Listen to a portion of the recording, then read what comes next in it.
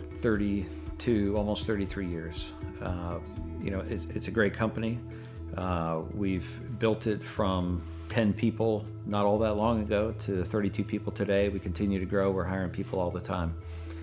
If there's one thing that I could do, like before my time is up at Chapman, it is making sure that we've built a company that will stand the test of time. And my goal as the current owner of the company, or one of the owners of the company, is to ensure that we can pass the ownership of the organization on to the next generation of people coming up the ranks today.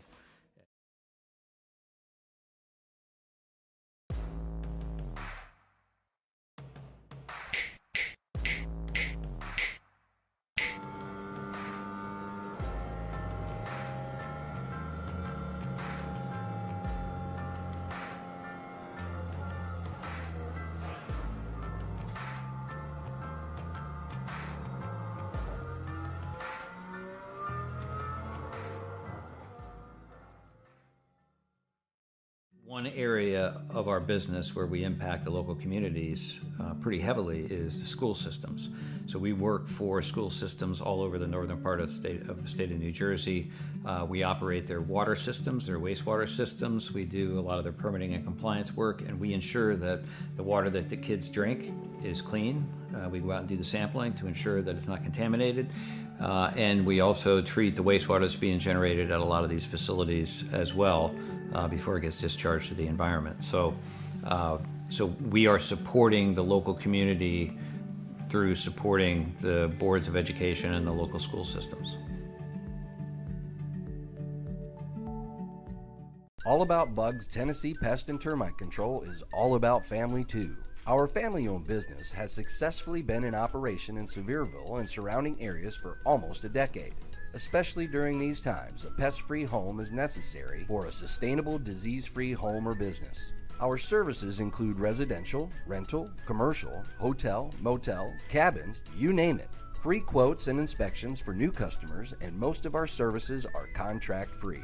Our All About Bugs Tennessee family is devoted to delivering the best possible pest control service with a friendly smile. Contact us at 865-453-5574 today. If it's bugging you, you should be bugging us. Hey everybody, my name is AJ. I'm one of the co-founders here at the Recharge Rally. Hey everybody, my name is AJ. I'm one of the organizers of the Recharge Rally. We're a multi-day driving event hosted once a year in August. Go check us out online at therechargerally.com or at social media at Recharge Rally. And please don't bring us any lobsters. Seriously, no lobsters.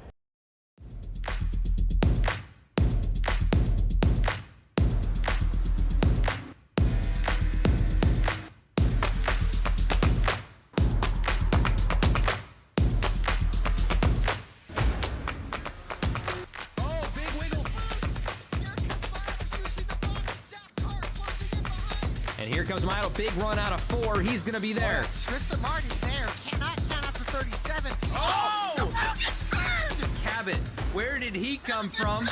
Here comes Slack. A punch from the 33.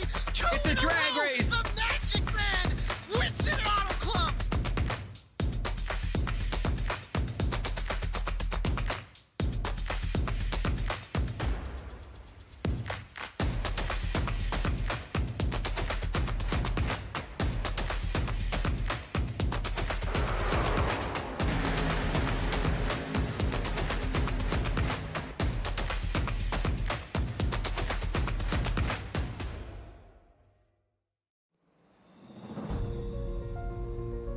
From Formula One to MotoGP, and here tonight, NASCAR. Circuit of the Americas, the amphitheater of excitement. Live from C.O.T.A, it's the Chapman Environmental Services Cup Series presented by Racing Revolution. I'm your host, Mike Noss, and joined alongside me tonight, our color commentator and producer, Morgan Cook. We welcome you to Circuit of the Americas for round 6. Ladies and gentlemen, start your engines. It's the Recharge Rally Grand Prix.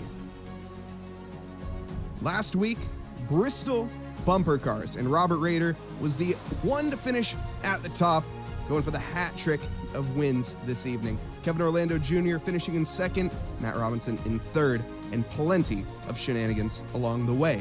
Now, on to the standings. At the top of the charts here, we have Jeremy Burns, 177 points, 6 points ahead of Kevin Orlando at 171. Tay McDonald bringing home third here currently with Caleb Gilbert in fourth, Trevor Erhardt fifth, Robert Rader in sixth, Justice Murphy in seventh, Parker Johnston in eighth, Alex Forget Berube in ninth, and Dustin Reinstetley rounds out our top 10. Daniel Holloway is in 11th. Matthew Robinson 12th. Jacob Sirkovich, name spelt wrong. Sorry about that, Jacob, in 13th. Trevor Keith in 14th. Nick Alves rounds out your top 15. Loveland, Thorpe, Diaz, Turner, and Bennett. They are 90 points or more behind. They're going to start picking it up, or they're going to get left behind, as this is only race 6 of the season. Now, Morgan, we have something that's slightly unheard of in NASCAR. Right turns. Why don't you take us through this 3.4-mile circuit ahead of us here tonight? Well, this place is a monster, Mike. A huge uphill climb. I can't even speak tonight. Sorry about that. Into turn 1. I'm just so excited for this race. And a lot of turns here. Big S's section, a lot of fast, high-braking corners, and it's just a big momentum, rhythm kind of racetrack. It's hard to pass. There's a few good spots for it, but you have to really stay with a driver, with another car throughout these technical sections to be able to have an opportunity to pass someone in 1 or 12 or wherever that pass may come. Yeah, absolutely. This track, 20 corners, 11 to the left and 9 to the right with 30 meters of elevation change. Morgan, why don't you tell us a little bit about the race here tonight as well? Race analysis up on the screen. 34 laps tonight. Pit road speed 50 miles an hour. 5 tire sets. They are not going to come close to that. They might not even change tires tonight. There will be no iRacing cautions. If the admins determine there should be a caution, they will throw one, although I don't expect that. Interesting strategy already coming into play here tonight. We have 11 laps on fuel. With a 34-lap race, you can already do that math. They're going to be 1 short if they do 3 or 2 stops.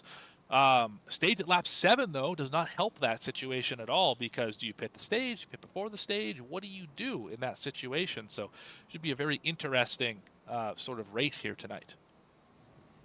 Absolutely. I cannot wait. I got goosebumps on my goosebumps for this. It's a circuit track, finally. I love me some circuit racing, and we're going to see these cars unleashed here tonight in Austin. I cannot wait. It is going to be quite exciting. We have a jam-packed grid, as you said, over 40 drivers in the field here tonight with extreme amounts of talent, but none other than the most here on the field, at least at the top of the charts, for our Coastal Financial Pole Award. It is going to be Jeremy Burns. And our Coastal Financial, or here at Coastal Financial, our mission here at Coastal Financial is to provide comprehensive financial planning solutions tailored to each individual's unique needs and goals. With the aim of empowering our clients to make informed financial decisions and achieve their financial potential, you can find us at coastalfinancial.com or on Facebook at Coastal Financial. Now, moving on to second position here tonight, we have Trevor Keith bringing home P2 for the number 19 car. And lined up there in the row next to him, it is going to be Carter Linz, along with Tyler Harrison. After that, it is going to be Alex Berube in 5th with Tay McDonald in 6th. Caleb Gilbert lining up there in 7th, and Jackson McGregor, company for him, in 8th. Trevor Erhardt in P9, and rounding out our top 10 is Kyle Diaz. Starting 11th tonight, Parker Johnston. Beside him, Justice Murphy, who I have heard is one of the drivers to watch tonight. Very good on road courses. 13th, Grant Thorpe. Beside him in the O2, James Loveland. He had a great run last week at Bristol. Oh my goodness. 15th, Michael Bennett in the 14 machine. John Flake alongside him in 16th position. 17th, Devin Hudgens. 18th, Matt Robinson. 19th, Kevin Orlando Jr. And Nick Alves rounding out the 10th row. On the 21st is going to be Peyton Presley with Chris Snail for company, number 88 car. Grant Turner in 23rd. 24th position belonging to Christian Brensna. And 25th, Travis Gilbert. 26th for Daniel Holloway and P27 for Jacob Sirkovich. 28th belonging to Daryl Johnson. 29th for Sam Taylor. And 30th for Christopher Berger. 31st, we Nicholas Schnell alongside him, Christopher Schaefer. 33rd would be Robert Rader. Did not qualify or didn't get a lap in. 34th, Dylan Picklesheimer. 35th, Michael Call. Brandon Richardson beside him in 36th. 37th, Al Likens. 38th, Blake Cook. And the shotgun on the field tonight, Chad Lancaster starting 39th.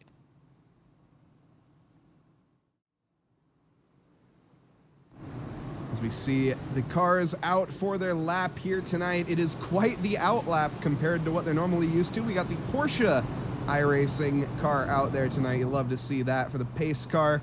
3.4 miles, 5.5 kilometers ahead of these drivers here tonight. Track founded back in 2012 and unchanged since. Amazing circuit, very challenging, extremely unforgiving. In fact, on that, Morgan, why don't you tell us a little bit more about the unforgiving natures of this track in particular? So normally, if we were racing here in real life, we'd be talking about track limits. You heard it this past Sunday with drivers cutting the S's.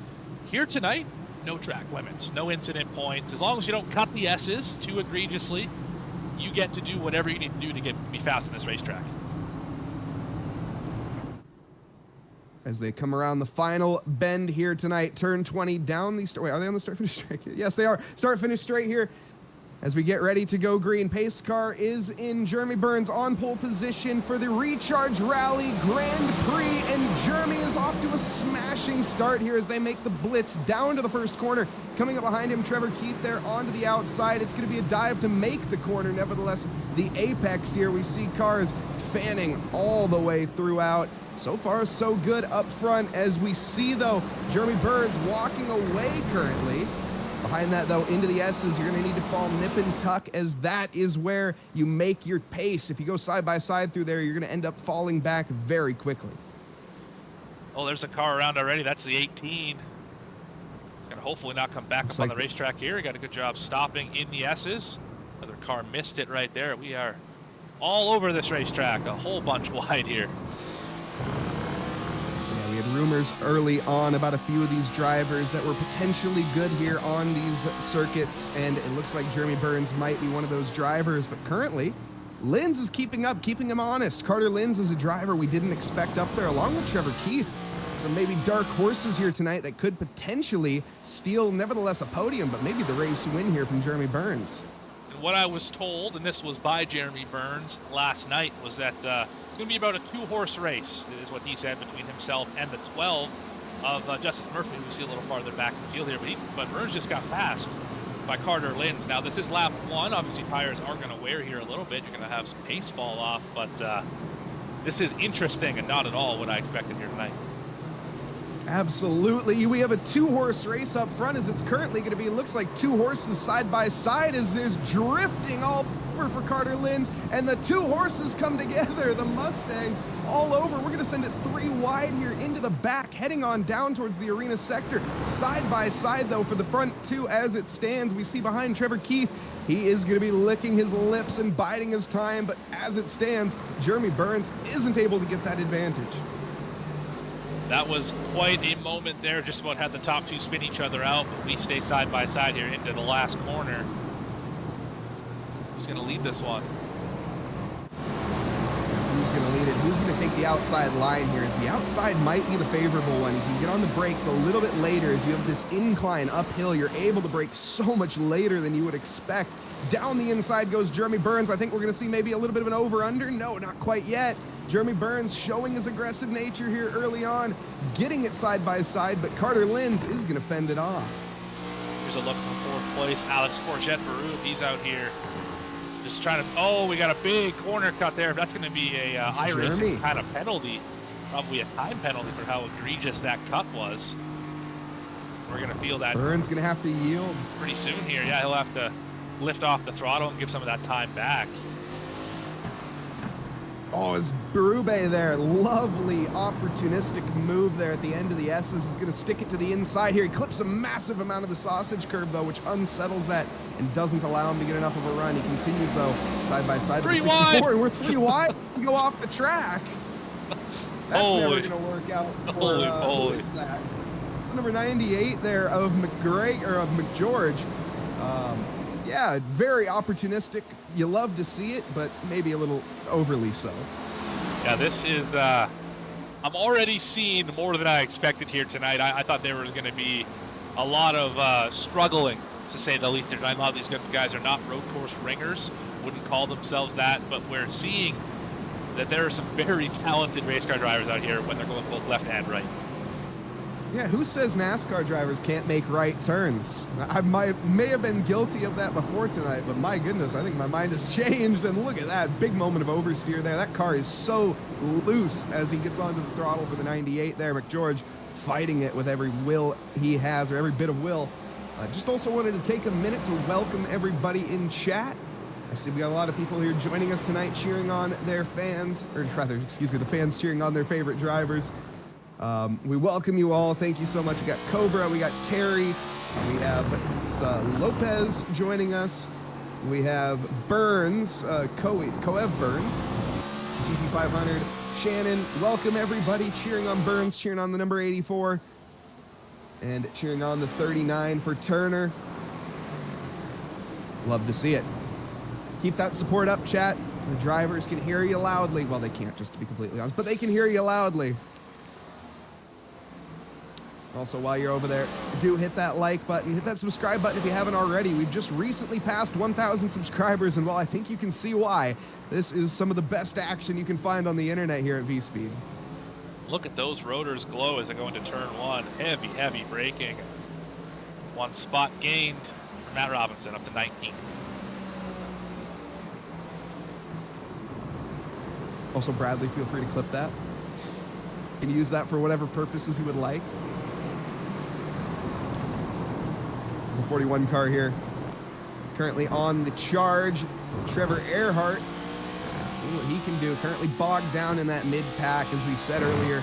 Well, actually, I don't think we have mentioned early yet, but early on is when you're going to be able to make the positions up. As the race goes on, you get more and more bogged down. We mentioned the tire wear isn't too much of an issue, so really the cars are only getting lighter and quicker, and the raciness isn't going to go away for these guys, but it is going to be a bit of a settle in and wait here eventually as you just waste time going side by side. But you can see the slipstream train.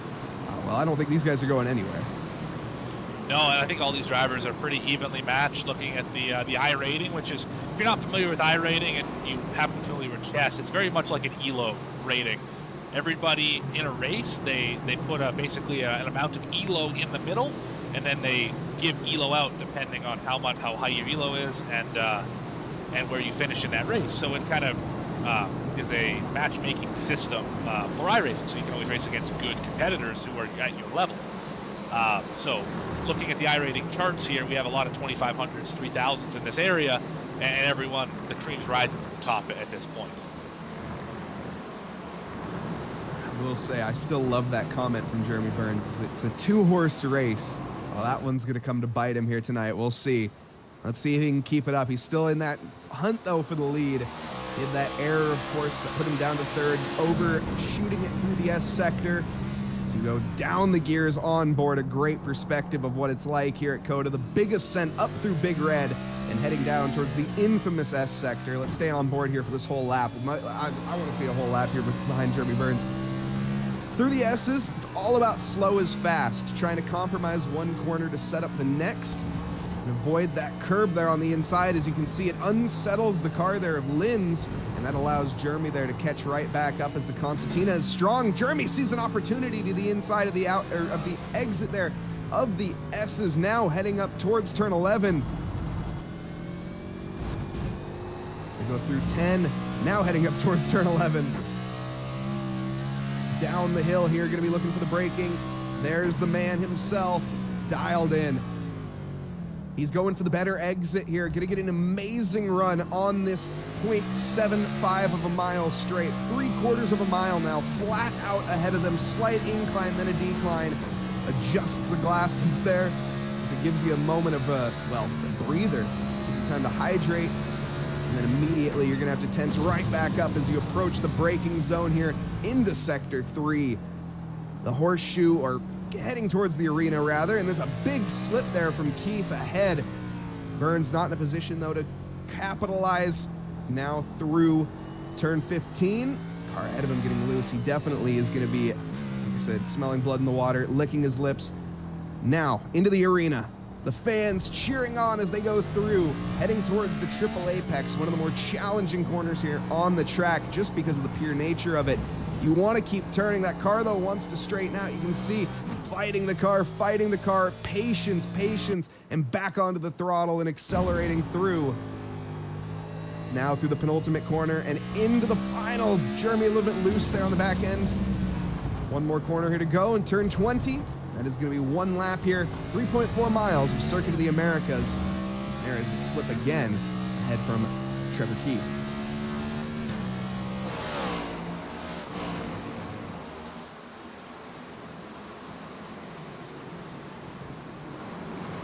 Five laps into the books here, and not too much carnage. I will say Morgan has been quite the clean one so far. We see some racy drivers, but not too much contact. Yeah, I'm impressed. I mean, usually at these events, you get a lot of drivers who are just so uncomfortable here that you got guys shooting off and spinning in every corner, and they can't make a corner to save their lives. This is not the case here tonight. And we got drivers who have very rarely left the racetrack. There's a handful of them who've actually completed a full lap without an off track. And their pace is not too far off of our leader. Our leader's running 2:15s. Most of the field's in the 2:15, 16, 17 numbers, so I'm pretty impressed by everyone here tonight.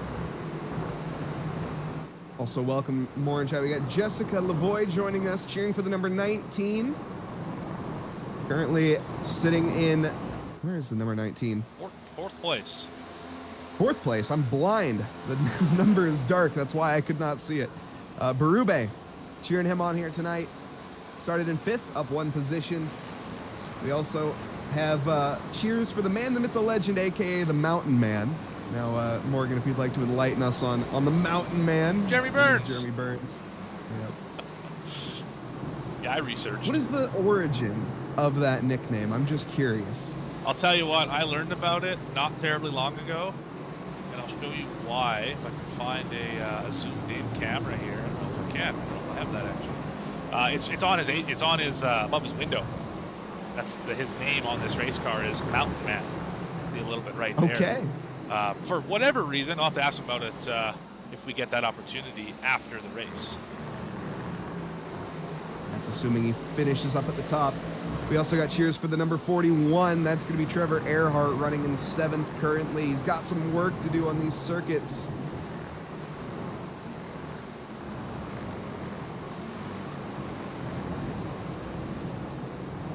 There is the man. Great livery. Very patriotic livery here at the Circuit of the Americas. Well, in terms of colors.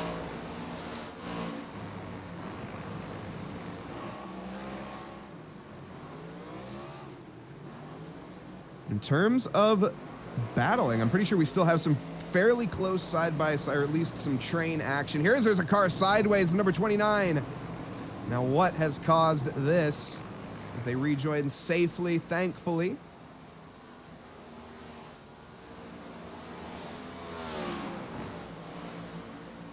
Once I get buttons to work, I'll show you. Let's go back 30 seconds here with Tay McDonald. As he just gave it a... blame the guys in the truck. Yeah, that's exactly what it is. It is the guy in the truck. A little too much throttle there going through the last corner and came around. Good job, though, not rejoining into anybody. He was able to stop that momentum without plowing into another car. Yeah, a bit of an unforced error there. I think we saw that in the actual NASCAR race towards the end. Can't remember who it was now that I think about it, but I'm not the one to call. I just watch NASCAR now because it's, it's pretty fun. I won't lie.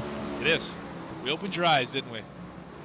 A little bit. It is a very fun form of racing, and it's just very different from what I'm used to. Obviously, I'm used to watching Ferraris, Lamborghinis, and stuff that you don't really want to break. It's not necessarily a rubbing game in terms of what I'm used to commentating, but this track, one of my favorites to commentate at all times. I love this track so much. Doesn't matter what league it is, from Formula One, as I said in the intro, from Formula One to MotoGP, and now here tonight, NASCAR. It's just an amazing track all around. Back in 2012, came out with it, and well, it's a track that's going to stick around for a while. I would imagine so. NASCAR loves coming here, and I think Jeremy Burns is a fan of this place. He's closed up on our leader, Trevor Keith, and we may have a new leader here in a couple laps. just by the pace we already of have this a new machine. leader. Linz, what happened to Linz? That's a great question. Linz is back to Linz third. was leading this race. That's a good- Yeah, that's a Linz good was point. leading this race. Keith is now our leader. We missed the ball on that one, that's for sure. Blame the guys in the truck again. That's Yeah, fine. I don't know what they're doing. But yeah, that's Trevor Keith now leading this. We said again, the 3-horse race, or 2-horse race turned into a 3 at this stage. And where is Justice Murphy's in 5th right now? That's right. He's gained Justice 7 Murphy is spots. the other. So he's doing pretty well considering he started all the way back in 12th position. Not the greatest qualifying effort for this 12 machine, but he's up here to 5th spot. Sweet. Oh, somebody got spun. That was the leader. Trevor Keith. That's the leader, Trevor Keith. What has happened? We're gonna have to go have a look Was at this an this. unforced error? This looks like it's coming out of the S's here. Was there a move? And we're in the S's now. The number 15 car here has Jeremy Burns behind. You can see the car already getting loose. The back end is, well, he took an alternate line, actually. That was all.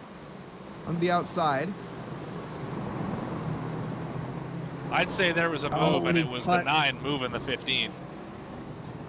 I mean, I'd need to see another angle on that one, to be honest, but yeah, I mean, that'll be down to the stewards. That's for sure. I definitely think that, holy rejoin, that was a little unsafe. Let's have another look at it here. I This think is there from could have been a little bit more room. different left angle. I mean, there. that's a tough part of the racetrack because you, it's just the way that the car is sliding around, and then you have to take that corner. It just doesn't quite work out. We should have a better shot of it right here. I think the 15 could have left more room. I think so too.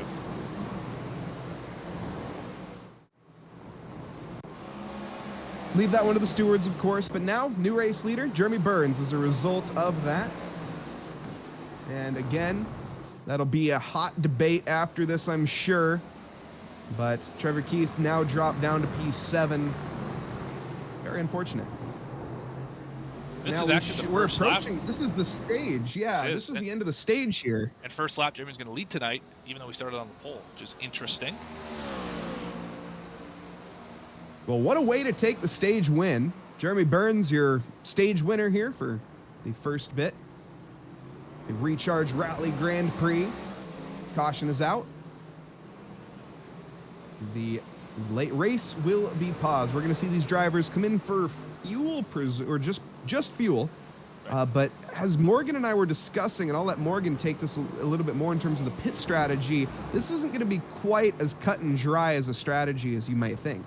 So while you get this opportunity here to pit for fuel, you might want to wait another 4 laps and run this thing completely out. If you pit here, you're still going to be short to make it on one more stop.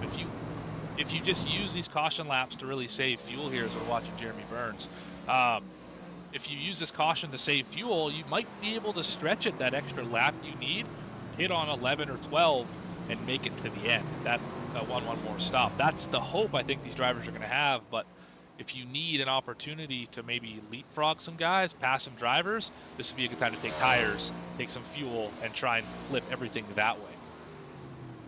Yeah, we'll see how these drivers decide tonight, but as of the end of stage 1, your results are going to be Jeremy Burns finishing in 1st, Carter Linz in 2nd, Alex Forget-Berube in 3rd, Justice Murphy already in 4th, up 8 positions. He said he was a road track menace, and my goodness, he's proving it tonight. Caleb Gilbert behind him in 5th, with Trevor Erhardt in 6th, Trevor Keith in 7th, John Fike in 8th, Jackson McGeorge in 9th, and Grant Thorpe rounding out your top 10.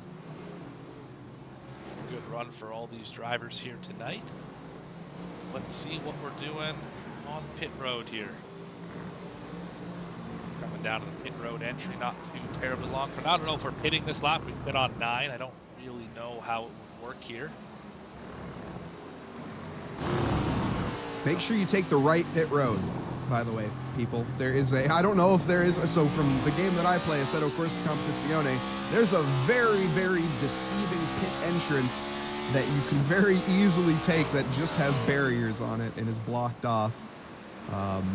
Yeah, I only know that from recent experience. Had the pleasure of commentating somebody try to make it down that road, and it didn't work out that well for them. You see the pace car right there, middle of your screen, is going to catch up with the rest of the field. Hitting, I imagine, the end of this lap, which would be coming to lap 10. So, yeah, this stage really throws a wrench in the strategy. It's interesting. This is probably the best placed stage we've had so far this year in terms of just having to shake up what's going to happen for this race. I'm looking forward to it. It will definitely throw a bit of a monkey wrench in the equation and see how drivers have planned, as this has been something they've known. Also, Lima Bean joining us tonight saying, NASCAR is my life. You'd love to see it. Look at that beautiful circuit. Now, back in when this track was being made, that was back in 2011, the track was just dirt. In fact, they had initially laid the circuit out in dirt and clay, and the RB7, the V8 Red Bull Formula One car, took it out for a spin, piloted by David Coulthard, and it is available. You can see those laps on YouTube if you're curious. They are quite exciting. You can see a dirt Formula One drive, not a race, but very, very fun. C.O.T.A, a newer track, so in terms of history, not too much. You know, there isn't about 70 years worth of racing experience as there is on some tracks like Silverstone, for example, I guess, Spa, sure, and a few others, Nürburgring and whatnot. Martinsville, Charlotte. Martinsville, there you go. Yeah, there you do the old formula, the old actual tracks that people know.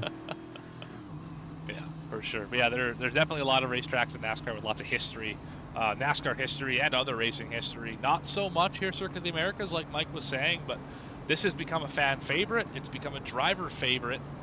This is just a terrific venue and a terrific race course.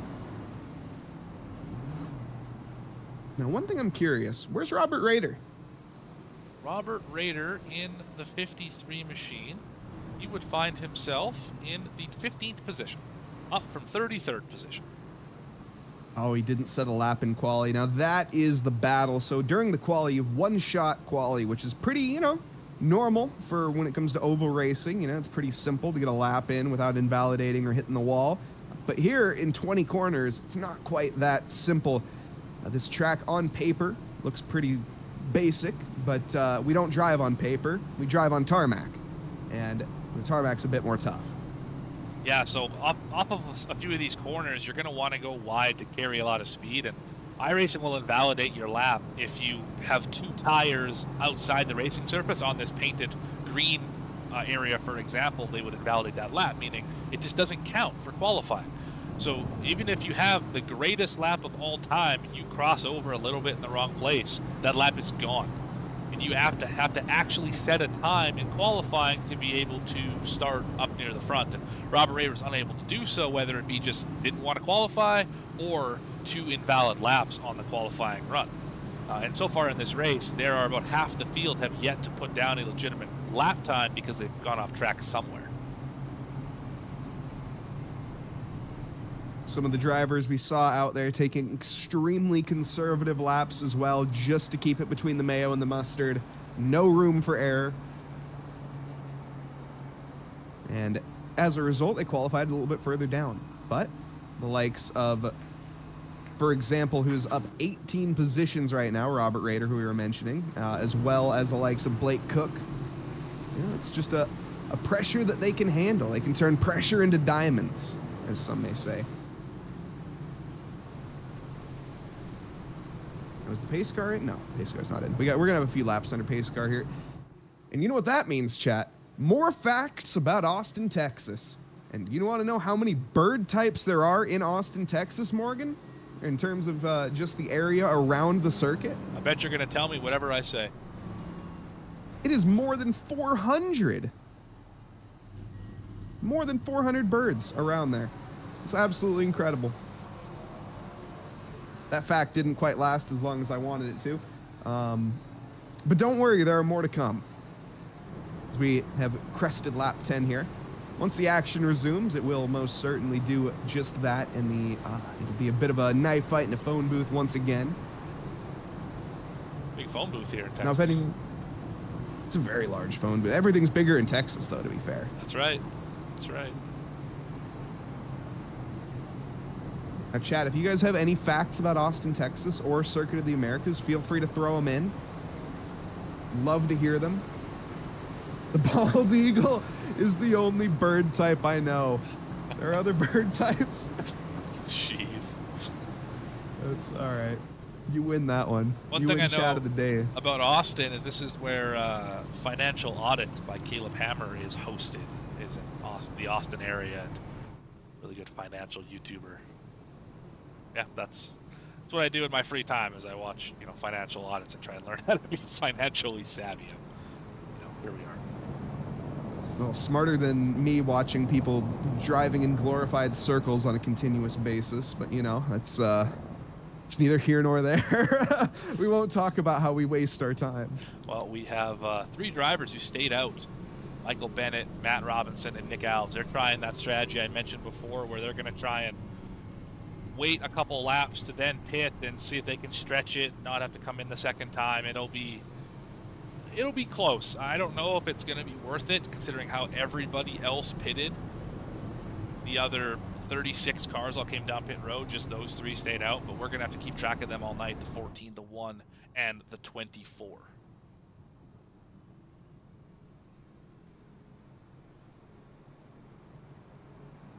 As we have it, let's see here. So we have Michael Bennett currently leading. Are we going to see them come into pit lane this lap?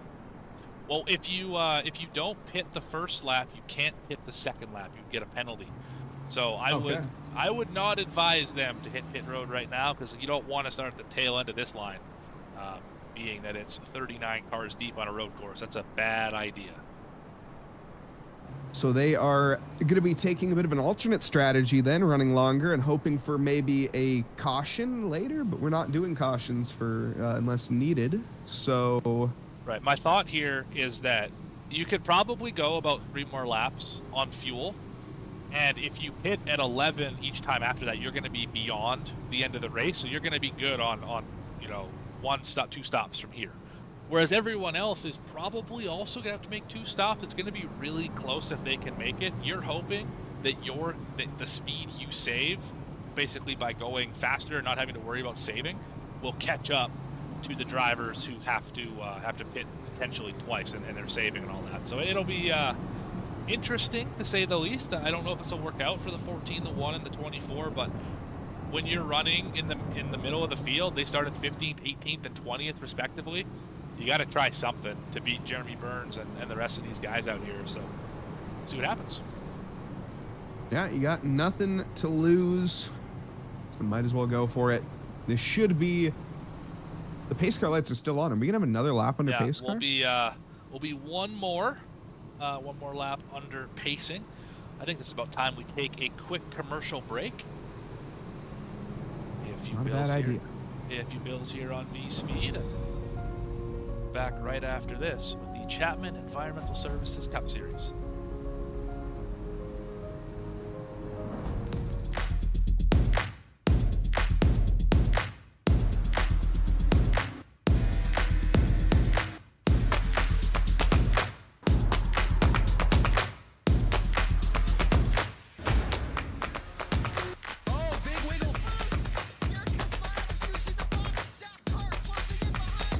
Comes Milo, big run out of 4. He's going to be there. Tristan Martin's there. Cannot count out to 37. Oh! No, gets burned! Cabot, where did he come from?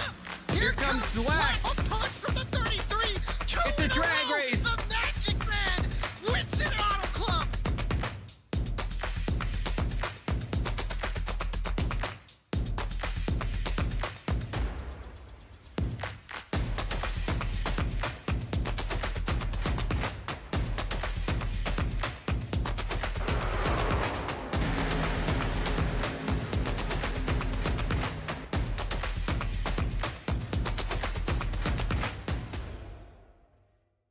Everybody, my name is AJ. I'm one of the co-founders here at the Recharge Rally. Hey everybody, my name is AJ. I'm one of the organizers of the Recharge Rally. We're a multi-day driving event hosted once a year in August. Go check us out online at therechargerally.com or at social media at Recharge Rally. And please don't bring us any lobsters. Seriously, no lobsters.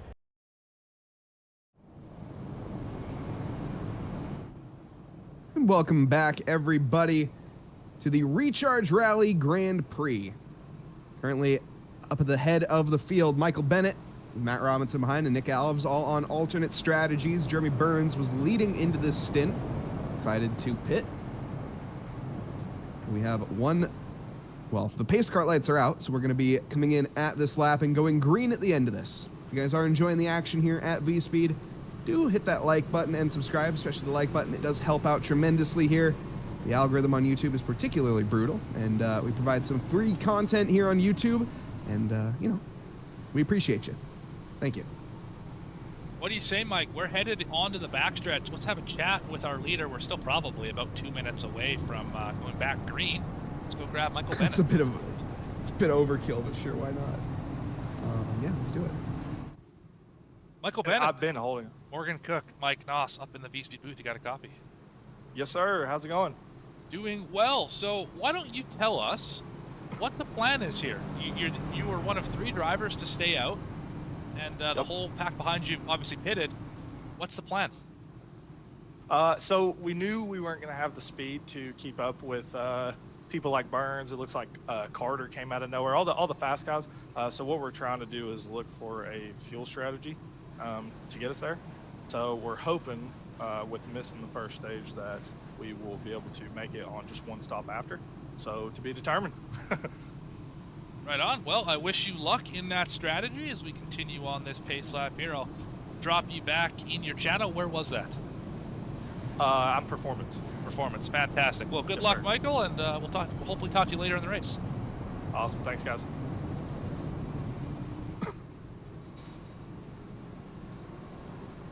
Well, I don't have access to that channel, unfortunately. We're going to drop him somewhere else. Anyway, that is your You're leader. Brutal. What? It's locked down, unfortunately. But He can't move himself. He's just now stuck in there. Oh, no. it is what it is. That was our leader, Michael Bennett.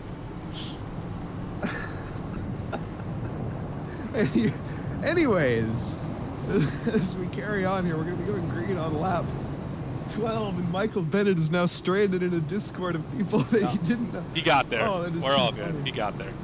Okay. Pace car will be coming in this lap, going through the triple apex horseshoe on the back here. Rest in peace. Yes, indeed.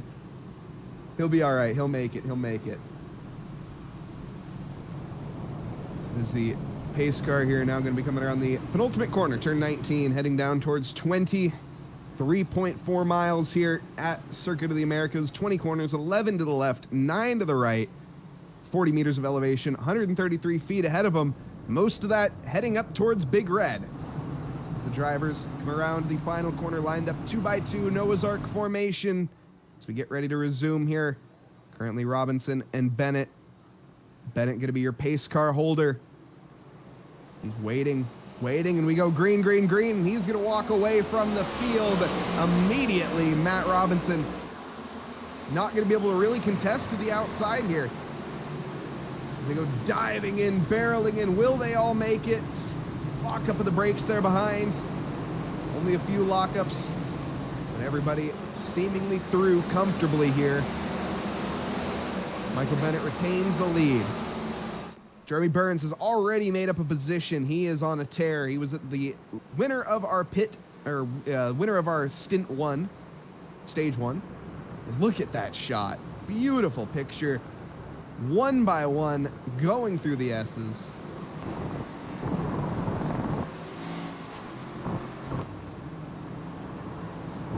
Side-by-side view there. Number 98 is going to get by. 3 wide. Oh, we're wrecking big time from in the down. back there. Uh-oh. Just saw a car. I think that was that Travis Gilbert by chance? Lost the nose cone? Let's see who that was, but somebody had lost the nose of their machine up there. Not sure who it was. They're scrapping back here. Down the inside goes the 22 onto the 23.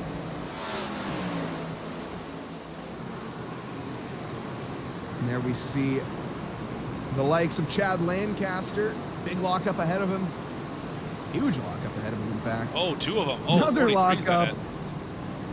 cold Where? tires, cold brakes, and there's contact, and we're crashing here on lap 12. Yeah, cars all over the place back here. There's Alex Forget, 19 machine. Must have had a tough pit stop. He went fair. Oh, Far's around. Oh my goodness. Blake Cooks, there he is. Linz is around. 66 I machine. heard that Snoop Dogg was playing tonight at C.O.T.A, but I didn't realize the smoke was going to come this early. You can barely see on the track. Bennett here in the lead. I think Not Lancaster's worried about around. any of this. Lancaster's around. Zab Taylor possibly also is around, the 42 machine. There he is, also Boys around, and same place gals. as the 20. We're on cold tires here and cold brakes. We got to remember that. As Jeremy Burns already retakes the lead of this race. Well, we got a big He is issue up there. That's crushing. Diaz and Alves. 24 machine spins around. That's turn one. Alex was on that. He was on the alternate strategy. Let's see if we can catch a replay here from the guys in the truck. What happened? Alves, he's been doing quite well in the recent races. He seems to be all on his lonesome here. This must just be an unforced error or somebody crashing ahead of him. Let's find out as we head into the first corner. he You got can see a some help. humongous dive bomb. Oh my goodness. The 26 from downtown. Yeah, he hit that three all the way from Thunder Bay. If you're familiar with Toronto Raptors basketball. Oh, they're still Send wrecking and a back half. here. Devin Hudgens Man. has a big slide. Good cars all over this racetrack. Anywhere you look.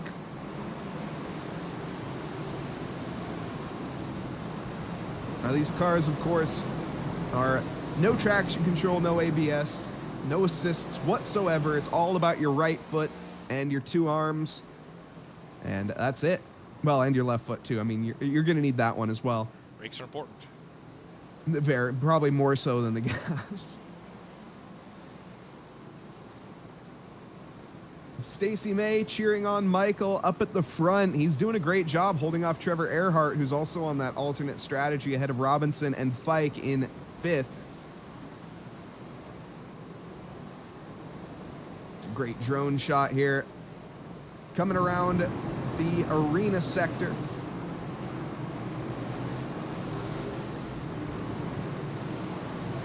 We got side by side here, the number 8 and the number 2.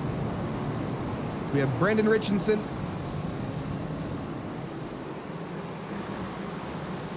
He is going to lose out, and he's going to drop another one as well. Richardson loses not just the position to Loveland, also it looks like Grant Turner going to be having some... Oh no, this is just terrible here. Brandon Richardson's going backwards at this stage. That's the tough part about road racing, especially in that section, is you get offline and you mess up a little bit, and all of a sudden you've got a bunch of other cars. You just can't get your line back, and you're just going to lose that entire area. You need to get back to turn one to even get yourself back level on momentum. We got a big issue back here. Oh, we got drivers pitting. I don't know if they can make it from here. That's Robinson was your leader, as well as what's the other one?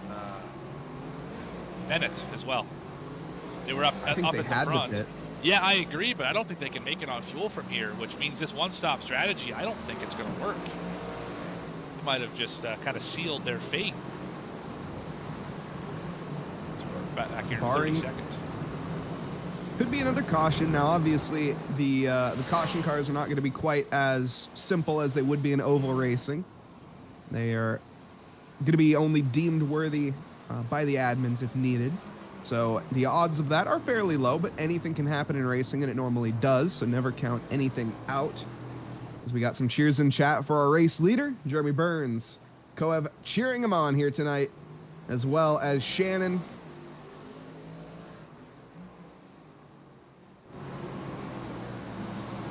Appreciate everybody being here tonight. Jeremy Burns said he was going to be dominant, and he has proved it at this point. 3.5 seconds since the restart. There's nobody really, I mean, anywhere near him at this stage. We got Lynn. Where's Lynn falling down to? Excuse me. Lynn's is in 23rd. At this point. not great. Started third, down to 23rd. Well, if there's one good piece of good news about 66 is he has a lot of pace. He is going to find ways to pass cars unless that happens. Oh, why'd you say anything, Morgan? Okay, all right. Yes, it's my fault. I went in there and jabbed the throttle pedal for you. I'm sorry. Everybody, blame Morgan in chat. Great. Get it trending. Get it on Twitter, X, whatever. Carter Linz his race has been ruined by Morgan Bell. It happens sometimes. Commentator curse. It happens to everyone, unfortunately.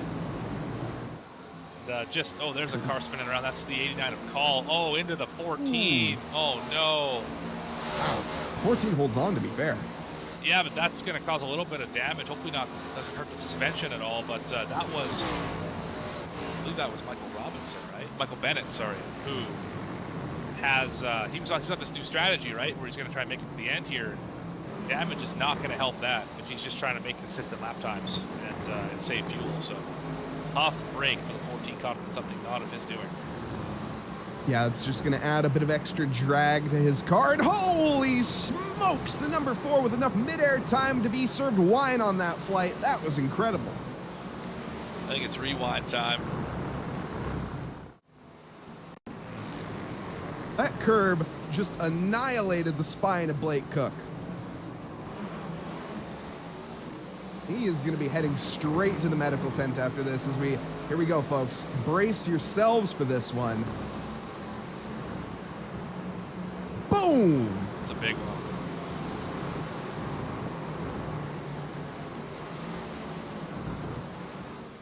He was just trying to set up that pass on the 14, just trying to, maneuver around, and obviously missed a little bit, didn't see that curb coming, and got right over top of it. That is the danger of the sausage curbs and the argument of why they want to remove them, actually, at this track, as well as most of the other stationary circuits that are on the Formula One calendar. We got James joining us tonight. Got some incredible action that you've missed so far, James. I hope you caught that car in flight, but appreciate you joining us. Let us know who you're cheering on here.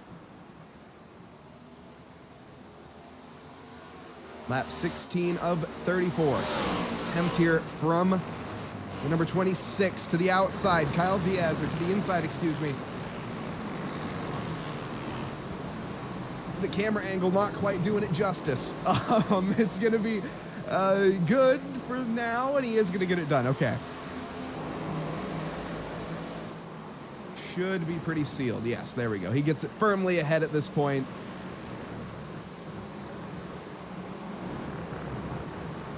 Join the party here. 53 Robert Rader from 33rd, 24 positions. Let's ride on board with him. As he maneuvers, tries to get around Grant Thorpe and Kyle Diaz. He's also one of those drivers on that alternate strategy, but it has been working out regardless. Pure pace will do that for a man. As down the inside goes Rader. Lick the stamp and send it, as Daniel Ricciardo would say, and that is done and dusted.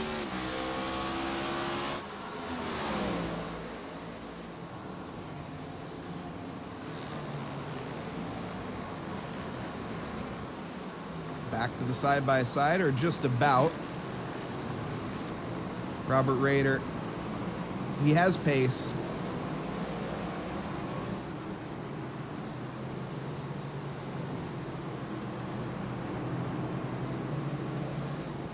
The car was looking a little bit loose there. I almost gasped. I didn't.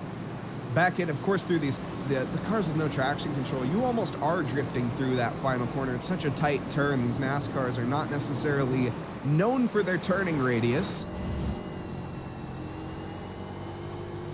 Morgan, I know you have a bit more experience behind the wheel of these cars at this track, and I mean, how lumbering is this car to drive here? Well, it feels like you're driving a dump truck through a snowstorm. It doesn't turn at all, and then when it bites and snaps around, you'll kind of feel it right here. As he touches the throttle, he's got to steer all the way back to the right to keep it from spinning out. That's just every corner on this racetrack is like that. You got no downforce, there's really no grip. You're just slipping and sliding and trying to always move forward, not hurt the tires too bad. But it's a really difficult racetrack in these cars, but it's a fun one to watch. If there's another quick snap back to the right to save it. But yeah, down through the S's here. You're just trying to let the car float. If you put any feel into it, it'll just get loose or tight, or it's a mess. And not to mention the fact that these cars have enough torque to tenderize an elephant 3 times over. Down the inside, we're going to be thinking about it here. Robert Rader finds it. Nicely done. Didn't think that could be done through there, but hey, Robert Rader, when you got pace, you know, you can make it happen wherever you want here. 20 corners. And it's Robert's track at the moment. Well, it's Jeremy's track, but and by quite a margin, 5 seconds. Jeremy is now he's found his groove, he's found his stride, and this is where his circuit expertise will come into play. You can see the rear view camera there, and well, there's nothing. There, just that little ant out of screen there. That's Erhardt, number 41 car back 5 seconds, but Erhardt, to be fair, that's a stellar drive from him. That's right. I mean, even basically to keep it on track for 17 laps, point in the right direction. He is 4 seconds in front of Fike, also having a great run. Not somebody we expected, you know, to be running up here this well. I don't know how many of these guys are what you call road course ringers or road course specialists or whatever have you, or how many of these guys are just happy to come out here and race with us. But yeah, this top 5 is doing quite a good job all the way back to Tay McDonald in the 29 machine. And John Fike, not to mention, up 13 positions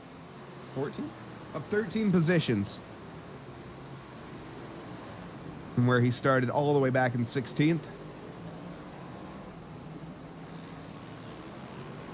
One of the dark horses that hasn't really been mentioned too much out here tonight, Parker Johnston, running up in 4th currently, very comfortably. Started in 11th, a decent qualifying result, and so far, a decent race pace behind it.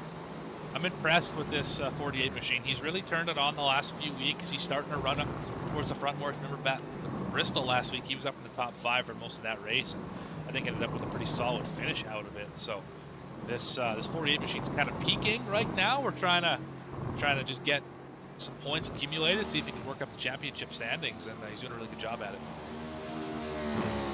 Yeah, actually, Johnston, I think, got caught up last week at in that final crash at Bristol. I think he ended up finishing in 20th. So he was running well. I think he led a few laps there, but I think he got crashed out. And Robert Rader obviously took the win at Bristol last week.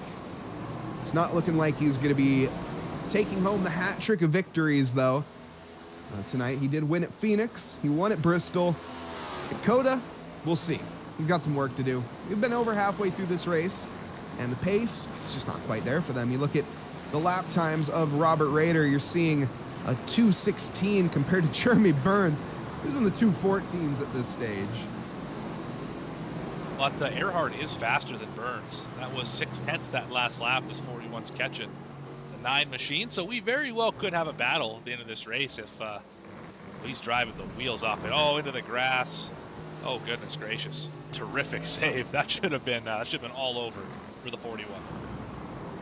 Yeah, maybe we take the camera off him and let's leave Trevor Erhardt in peace here. Leave him be. He's got to focus, clearly. John Fike running pretty well. Also, Kyle Diaz up into 8th. He's up 2 positions. 26 for Robert Rader. I think he's our biggest winner here tonight so far. Definitely a lot of spots gained. It's 26 positions gained by Robert Rader here tonight. And your order here at this stage is we've just peaked the halfway point. Jeremy Burns leading us off here, starting in 1st. Behind him by a pretty large margin, 5.5 seconds at this point. Trevor Erhardt for the number 41. John Fike trailing him by about the same in 3rd. Parker Johnston in 4th. Tay McDonald bringing home 5th right now, which is a pretty decent result for Tay. Very consistent running so far. Jackson McGeorge in P6 with Robert Rader in 7th. Kyle Diaz in 8th. We have a battle for 9th, it looks like, or a battle for 10th. Kevin Orlando Jr. in 9th. And then in 10th, I think it's fairly undecided. Let's see. No, it's Justice Murphy. Never mind. He's just plowing through the field and just took that position from Grant Thorpe.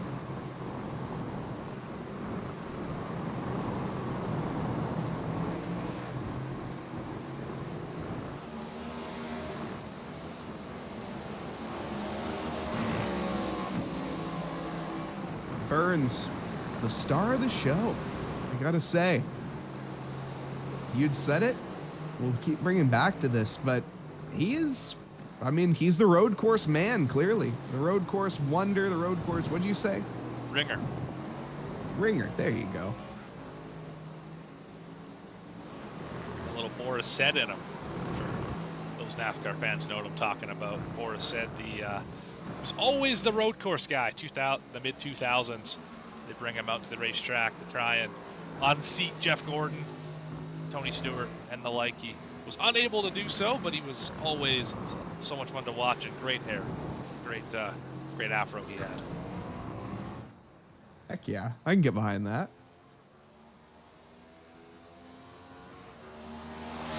Let's take a look here at the running just out of there, who's running out of the top 10. We got Tyler Harrison, currently in 11th. Grant Thorpe behind him by about a second, trailing in between. But this battle is, well, not really much of a battle yet, but it certainly could escalate at any moment. It just takes one little slip up from really any of these drivers in this pack here to have any sort of mistake. This is Berube, who has not had much luck here tonight. Started in 5th, down to 14. And there he is. The man himself dialed. Is he just staring the camera down? Yeah, he's pretty intense.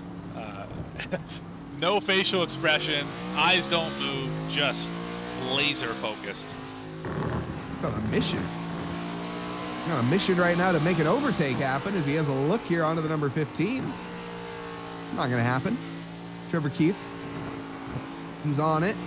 We saw a car go flying here earlier. Not the slap, thankfully. No more broken spines.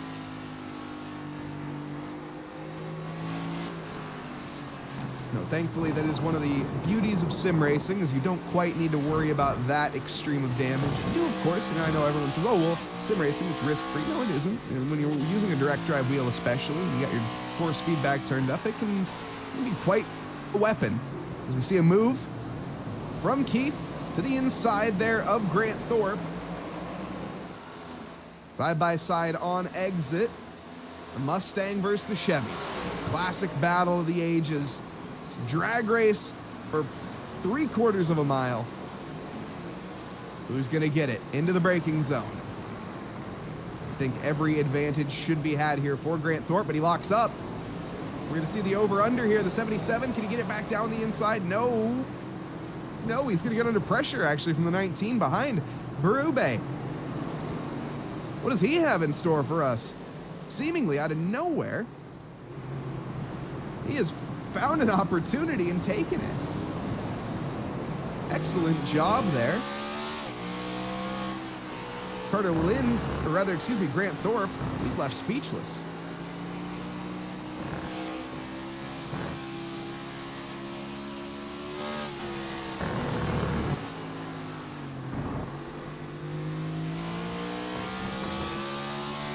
How's it going, Bradley? Joining us. You've had some technical difficulty. That doesn't sound great. Everything all good? Hopefully you can get that fixed. And Go Harrison from TIA. Currently just in the top 10. The number 45 car started in 4th. Oh, big lock up ahead though. Is that going to be the moment that he's looking for? Robert Rader. Side by side behind, heading into the S's. They're going to need to settle this awfully quickly. And they do.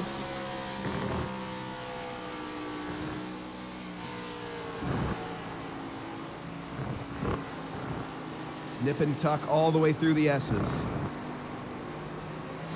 Now once you start getting ready to approach the exit, that's when the gloves can come off. And start to see a little bit of movement side by side, but no, not yet.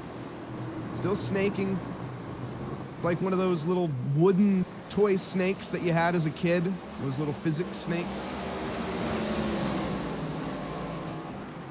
Something happened to Chris Nail. He has left the session, it seems like. Not sure what's going on. Oh, that's there. too bad. Hopefully that wasn't a disconnect. That'd be too bad if that was the case. He was having a good running. Ooh, something happened to Raider. He is quite off the pace going down this backstretch. That car doesn't look... It looks fine. Let's have a little replay here, see what we can find. Very slow, though. Even slow off that corner. He missed a shift, maybe?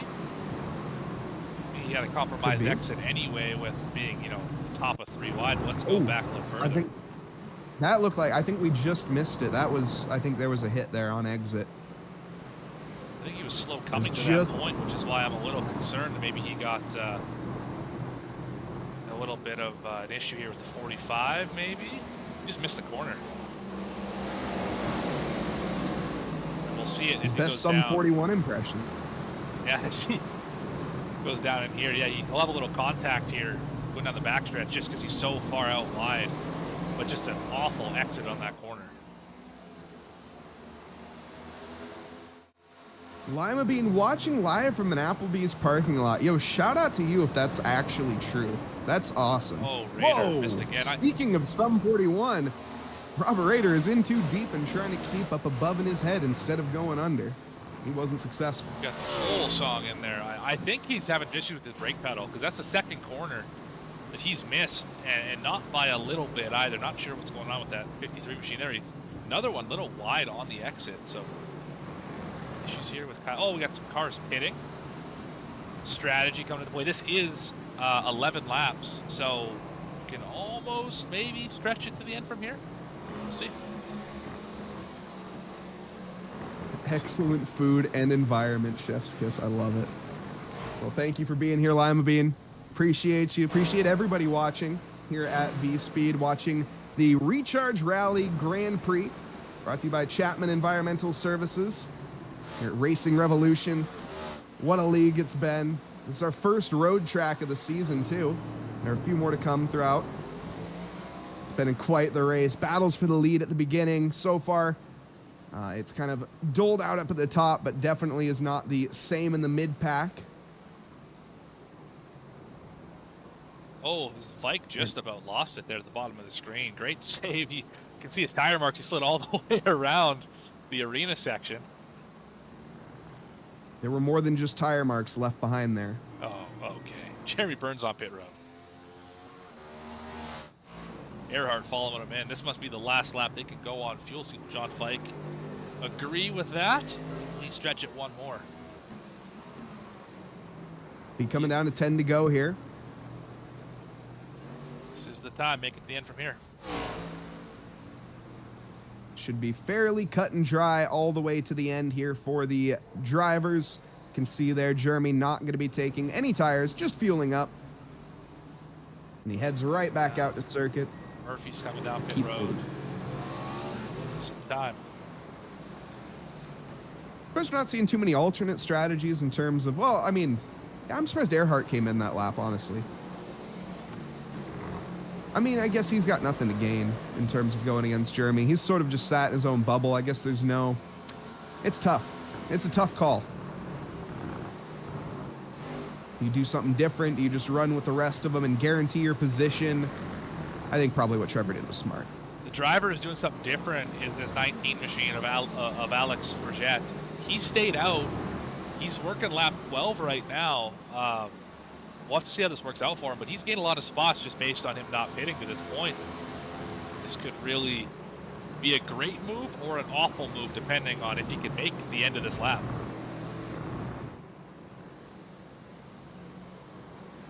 That is going to be the if. And running on, well, not much. Presumably just air. Trying to find whatever he can to fuel that engine. Throw some sticks and twigs in there. I know it doesn't quite work like that. You can just hear how much he's pedaling it on the broadcast here. He kind of missed a corner there, but he's just doing everything he can to lift and coast, not use as much brake, not use as much throttle, and limp this thing back to pit road. And he'll be able to for sure make it to the end from here. Is that going to cost him long term? We'll find out. If there's no tire wear, I don't see it costing that much. It's a bold choice. I don't know if it really gains you much, considering this is going to be your last stop. If this was to make it from a 2-stop to a 1-stop, I love it, but we're a little past that stage now, so we'll see what happens with the 19 machine. As well as Kevin Orlando Jr., the 27, Grant Thorpe, Robert Rader, Caleb Gilbert, all on the same strategy.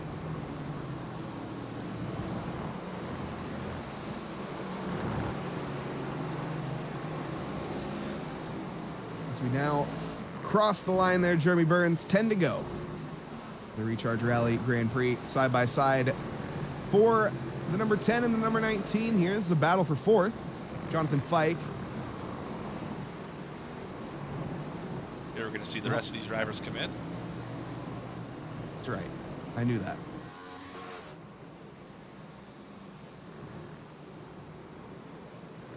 There's a lonely man. Yeah, indeed. Sunday driving for Jeremy Burns on a Wednesday. And he's just cruising here at C.O.T.A. in Austin. It's his track tonight. A little low on the camera. There we go. You can see the road. Got that steering wheel view. See what it's like to wrestle that NASCAR. And make a left turn. And then guess what's after that? Another left turn.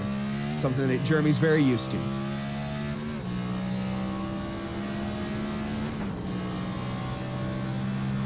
Are there any clockwise NASCAR circuits? You know, that is a great question, and the answer is no. And you might ask yourself why that is, like you just did. And I don't remember. There was a reason for it. I don't remember. I don't actually remember. Chat, maybe you can help me out with this. I feel like it has something to do with the human body and the way that we absorb G-forces. I think that was something. I could be completely off base on that, but that was what I was led to believe. I believe they just started making, the first one that they did was that direction, and then they just made all of them that direction. And I don't know if there's a specific scientific reason for it or if there's a NASCAR reason for it, but that's where we are, obviously. I feel like the whole G-forces thing, now it could be true, don't get me wrong, I'm not a scientist, but it sounds like a load of you know what. Sure does. Sure does, but hey, what are you going to do? Because in my mind, every action has an equal and opposite reaction, which means, like, I don't know, either way you go, it should be the same. But nice lock up there, side by side. 3-way battle here. This is for P9. Oh, big bumping and banging here into Sector 3. Berube holding on to it at the moment. Kevin Orlando Jr., though, walking up into this is, who knows who's going to do what.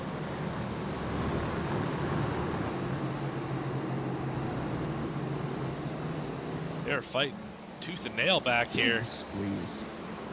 Slipping and sliding. This is a great battle here. We got 8 cars. Oh, yeah, we're all the way on the Whataburger side. Oh, Robert Rader's around. Oh, and we're spinning. Oh, and there's contact in the final corner there. Big lockup. I think we're going to see a car wide again. Well, we didn't quite catch it, but I think the car did run wide there in that battle. It's heating up. Sure is. 9 to go.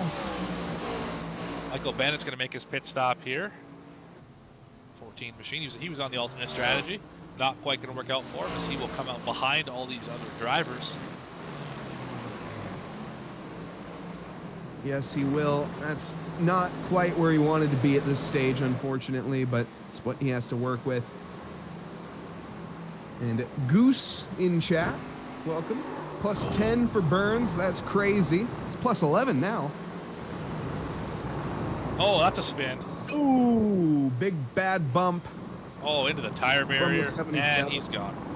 Oh, no. Let's have a look-see here. I think that was Trevor Keith. Oh, you hate to see it. such a good run from Trevor Keith at the start, and it just all went downhill. Yeah, he was running, I believe, in the top 10.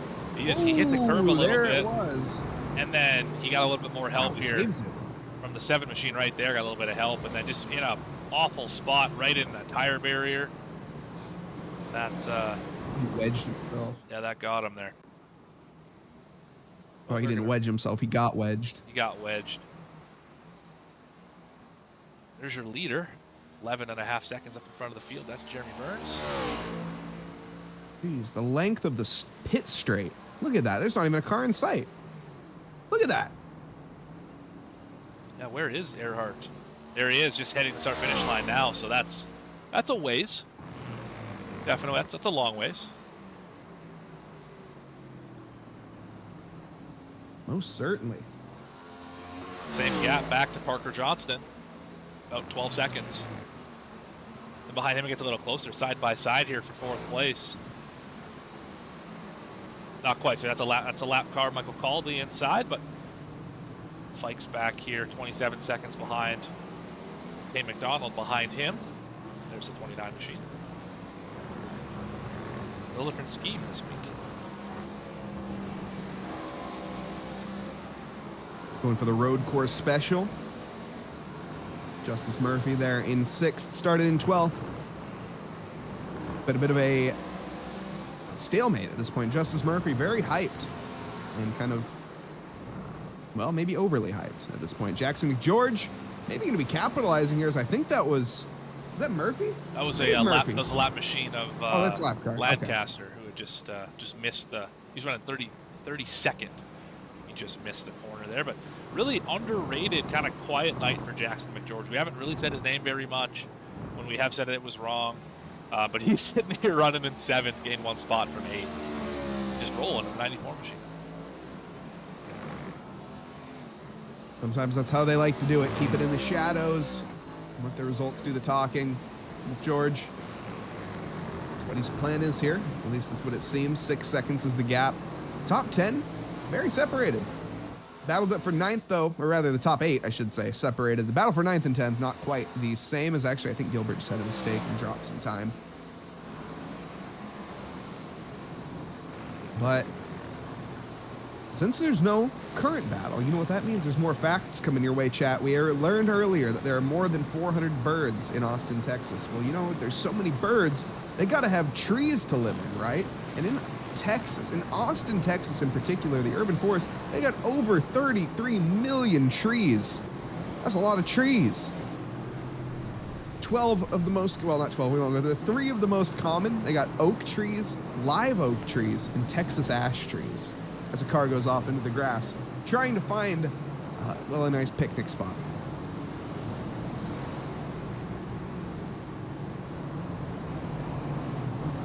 And on that, actually, the 4th is the American smoke tree. What a name for a tree. So the ash and the smoke tree. What are you trying to tell me? That there's, I don't know, that Park, California? You put me on the spot. I put you right back on the spot there, Mr. Noss.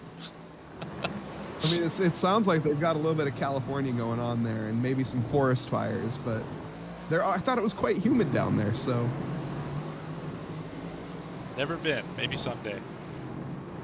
Decent little battle back here for the 23rd position. Cars under a blanket.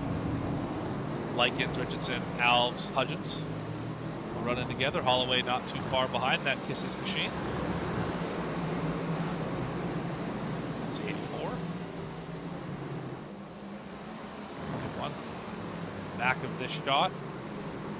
Oh, that was an issue. Big lockup for the 21 to the back of Likens. Pretty heavy nose damage on that machine. Shouldn't affect the handle very much, but Arrow's not going to like that. Took the Hershey's Kisses a little bit too literally. There's Blake Cook in the 4. Christian Bresnock in the 00. That's who it is, trust me. Daryl Johnson in 28th. And those are all the cars on the lead lap. Also in this race, but on the lead lap. Picklesheimer, Call, Shell, Schaefer, Lancaster. Well, Likens is a lap down, 40. And Christopher Berger in the 36. Everyone else off the track. That's Keith, Diaz, Nail, and Sam Taylor. Cool. Christopher Berger goes off the track there, but in a different way. Up racetrack. Jake joining us. Welcome, Jake. Welcome, Swamp. Welcome, JP. Hope you all having a lovely evening, afternoon, or morning, wherever you are in this fine world.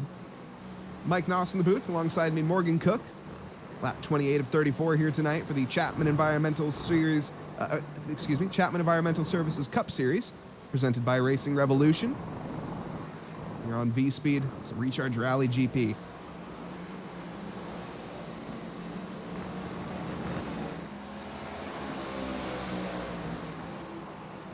John Fike and Parker Johnston having a little bit of a bout. We had some cheers in chat from JP for the 48. Seems like he may have heard that energy and is going to be putting it to use.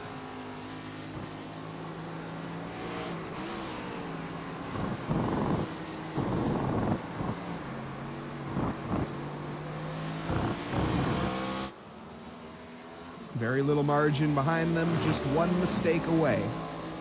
Jonathan Fike holding the podium. You can see that back bumper closes quickly. The confidence is there for Johnston.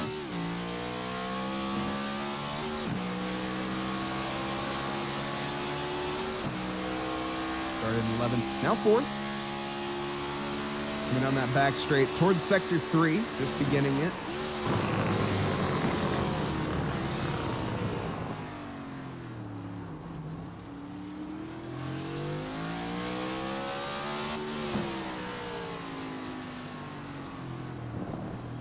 Not finding any opportunities, not finding the gap, not finding the air into the daylight that he's looking for. There's plenty of daylight here at Austin, but not for Parker Johnston. At least at this stage, still plenty of time to go though. Let's see here, lap times. We're seeing from Parker Johnston, 2:15.6 compared to John Fike. 2:17.4 from Parker, 2:15.9 from John. John is much quicker. I think there was a mistake that last lap by the 48 machine that allowed 10 to catch him. That makes a lot more sense than what I was saying.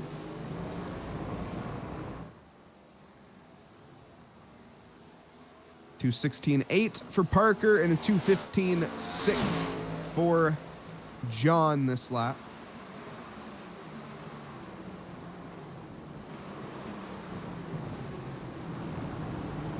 So it is going to be a bit of work there in order for Parker to find that overtake. Fike has the pace. Bit of a lockup there for Matt Robinson. Going to need some aloe for those tires. Take the heat off them a little bit.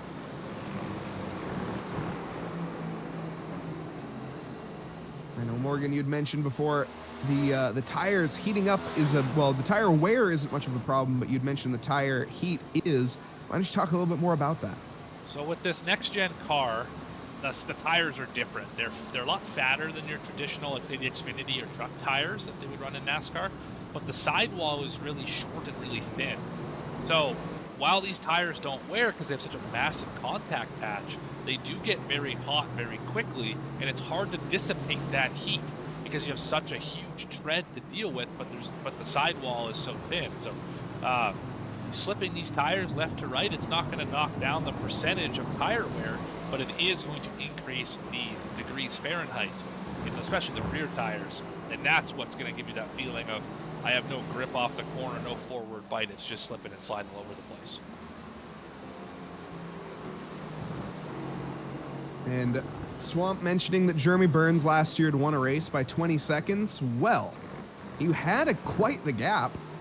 Now, Trevor Erhardt, he's actually a little bit quicker last time around. 2:14.6 to a 2:15.8. That's an entire second difference.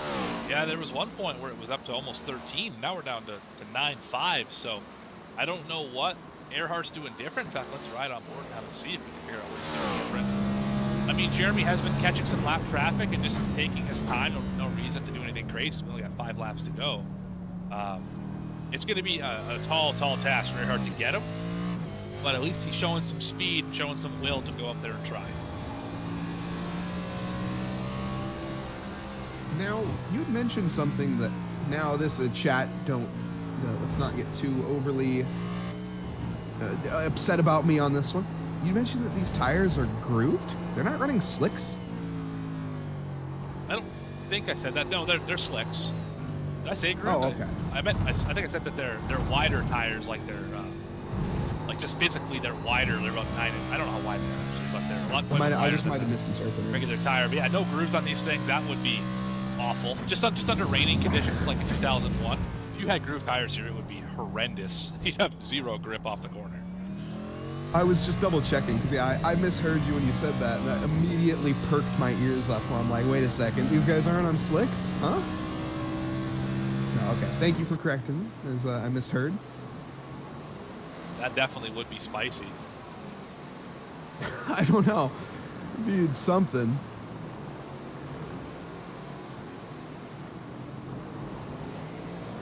Now that gap's up to 10.6 again, so Burns has found a little something in the tank, and he's just counting the laps down at this point. He's trying to hit every apex, nail every corner, and ride off to potentially a win here tonight. If he's able to do so, that would be win number 4 in a row for Element X. Looking good for the team standings. Now, coming around the final quarter here and approaching the start-finish line as we begin that ascent up the hill towards Big Red. How did Big Red, I know that's one of the things, how did that quarter get its name? Because C.O.T.A, in case anybody doesn't know, it doesn't have too many quarter names. In fact, I think none officially. Just some unofficial nicknames and whatnot, as it's a newer track. There just hasn't been enough history again. And also, people are too lazy to name them. I'll just call them out for it. Let's get some corner names, guys. Corner numbers suck. Anyways, into turn 1, it is called Big Red because of a Texas businessman, or a Texas business, excuse me, Red McCombs, who is one of the largest investors in the creation of Circuit of the Americas, and is one of the most exciting corners in Formula One and NASCAR and MotoGP, all the above. It's super, super fun, tight left-hander, and from the start, track raises 133 feet before that blind left-hander, and we saw earlier it can be quite the challenge to negotiate when there are a lot of cars around you.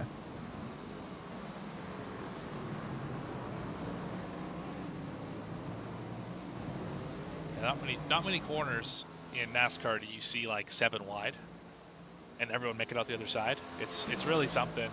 Here, you could argue Pocono, you can get that on the front stretch sometimes, but you won't be able to ride through turn 1 7 wide. You'll all be wadded up. But here, this is just one of those unique racetracks with such a tight first turn.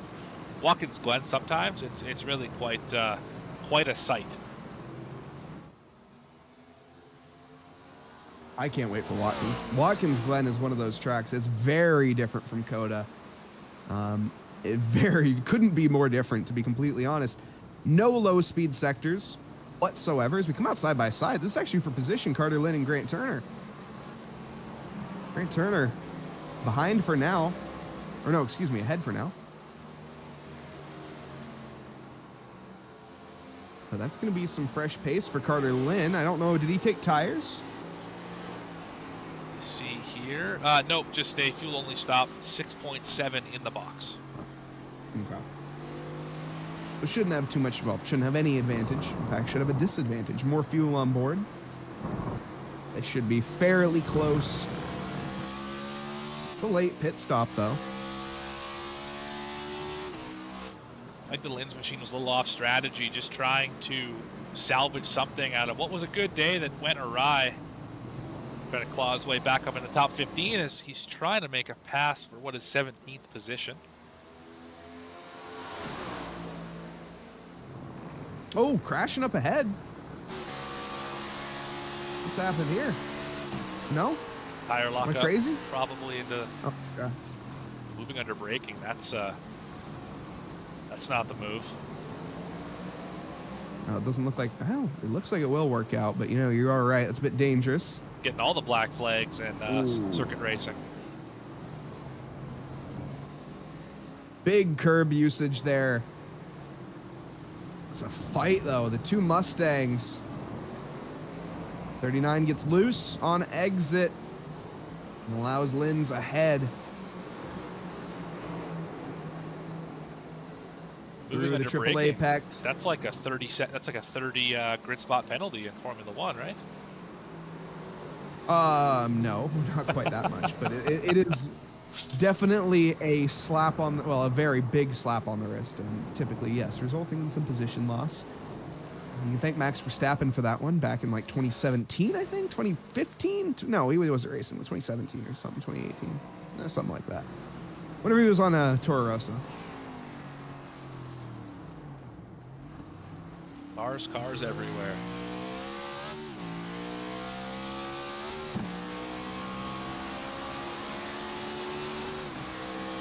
A lot of really solid days out here today. Absolutely, that's exactly what I was about to say. Parker Johnston's having a stellar day. Back markers being super nice here, not wanting to get in the way. C.O.T.A isn't too much of an issue for back markers. Pretty easy to negotiate them if you hit them at the right time, and there's not too many wrong times that you can hit them. Now, are there blue flags in this? That's a negatory, good sir. We do not adhere by the blue flag in the fendered cars in America. We just don't do that in NASCAR. They can show them, but nobody cares. No one adheres them. No one follows them. It's a fruitless effort for the flagmen to display that blue flag with the yellow cross on it, or like yellow slash on it. So they just don't bother usually. Marcus coming into pit yellow road slash. here. I thought that was for multi-class. He is going into pit here. He just came out not too long ago. Misjudged his pit stop, I guess. Not enough fuel. Yeah, that is an unfortunate blow because we're only 2 laps to go. He's going to drop a bunch of spots. That's he's only been on track for 11 laps, so it's not like he even stretched the tank too far. Just I don't know if that's an auto fuel thing or what, but he also missed the box too. Oh, he's getting fuel. That's yeah, that was a 4-second stop, so he didn't miss it by much, maybe by just a single lap. That's come out here in about 10th position, or the 40th. Chat is devastated. I bet I'd be devastated too. That's one of those deals. I lost the podium of a 24-hour race that way. Came down for our last stop. We had like 15 minutes left. We were running second comfortably. Came down for our stop. Didn't take fuel. Just did not fuel the car up. To come back the next lap, ended up losing a couple spots and finished, I think, 4th or 5th in that race. So I feel that pain. It's devastating. That's what it is. This is Jake confirming that auto refill does in fact, or is less than ideal. It is. The problem is that you have to set the offset properly. And if you don't set the offset, it'll give you exactly how much you need, even though you may be half a lap short, you may be full lap short. Any kind of conditions change. You don't get draft here, you get draft there, you miss a corner, whatever. It won't take that into account when it fuels you, so you're just kind of left to have to drive perfectly until the end. As our leader, Jeremy Burns, comes around to the final corner here to begin our white flag lap. And our white flag here brought to you by Erhardt Homes. Love where you live. Also, speaking of Erhardt, Trevor, from down in, I think from P11, that's where he started. Great gain. Started in 9th, my apologies. Gained all the way up to 2nd here. 7 positions gained. I know he's got some support in chat. Wasn't looking too good for him at this point. Or at one point, I should say. At this point, it's looking great. He's up by about 24 seconds. On Fike in 3rd. Wow. Yeah. He's under fire from Murphy. John Fike has been the center of entertainment for a while. He's a magnet. Everywhere he goes, the excitement follows.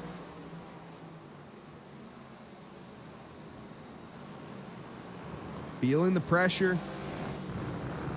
But he's, well, had people behind him the whole race. I would hype this up a bit more, but I honestly think he can hold it pretty easily. He gets a little loose there. This is a battle for the podium, keep in mind, as the 12 car That is going to be maybe the deciding factor. We'll see if there's maybe a leap too far here. But John Fike has just put the car exactly where it needs to be at all times on this track here tonight, and is going to bring home a great result as a result. Whatever. Could have picked my words better there. Up 13 positions. But this is the man, the race leader, Jeremy Burns. Fan favorite in chat, as it seems. Lots of congratulations being thrown his way as he slips his way through the triple apex. Into the penultimate corner. And with one left to go here, comes across the final corner, turn 20, heads to the line to take the checkered flag of the Recharge Rally Grand Prix. And you can see the excitement there, Jeremy Burns. Relieved more than excited, I would say, as that was a Sunday drive for him on a Wednesday. Donuts to boot behind him, and I think finally crossing the line, it will be Trevor Erhardt and Justice Murphy following him not so soon after, but eventually. It's quite the gap up at the front. Murphy did end up getting around Fike for third place. Oh, incredible. No, did he? Yes, he did. Oh, you're right. He did. Justice Murphy. What a gain. Justice Murphy, 12 positions at the very end there. Takes it on the last lap to get a podium. It's a hard-fought effort there from Justice. Didn't have the greatest quality. But as that stands here, we are going to be taking a moment here to round up our drivers, and we will be back with you soon. The Recharge Rally here at C.O.T.A. right after this break. Chapman's been around for 32, almost 33 years. You know, it's a great company. We've built it from 10 people not all that long ago to 32 people today. We continue to grow. We're hiring people all the time.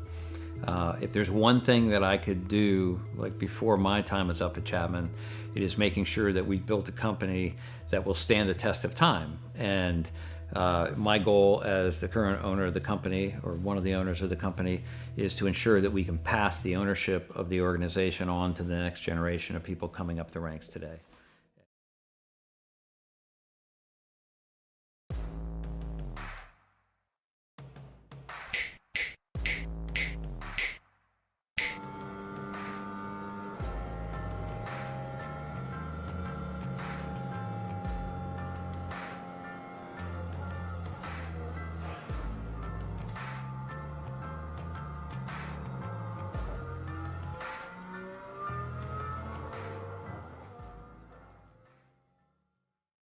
One area of our business where we impact the local communities pretty heavily is the school systems. So we work for school systems all over the northern part of the state of New Jersey. We operate their water systems, their wastewater systems. We do a lot of their permitting and compliance work, and we ensure that the water that the kids drink is clean. We go out and do the sampling to ensure that it's not contaminated. And we also treat the wastewater that's being generated at a lot of these facilities as well before it gets discharged to the environment. So we are supporting the local community through supporting the boards of education and the local school systems. All About Bugs Tennessee Pest and Termite Control is all about family too. Our family-owned business has successfully been in operation in Sevierville and surrounding areas for almost a decade. Especially during these times, a pest-free home is necessary for a sustainable, disease-free home or business. Our services include residential, rental, commercial, hotel, motel, cabins, you name it. Free quotes and inspections for new customers, and most of our services are contract-free.